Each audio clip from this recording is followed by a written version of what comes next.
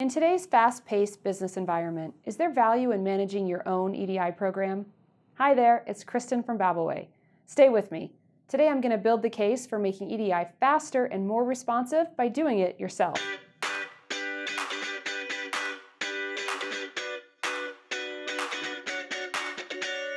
Back in the day, doing EDI on your own was almost as difficult as trying to solve a Rubik's Cube blindfolded. Hey guys, did I get it? Did I get it?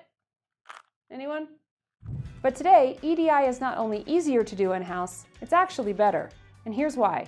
Number one, web and cloud-based technologies have simplified the user experience and made EDI easier to maintain. You know, no more surprise software updates. Surprise! I hate you. Number two, doing EDI yourself increases efficiency because you're cutting out the middleman.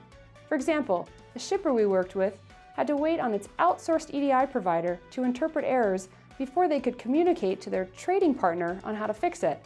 So when there were errors, business essentially stopped. They learned that a straight line works better every time. If you want to have direct access to your data and take back control of your EDI, visit babelway.com for more information. I'll see you next time.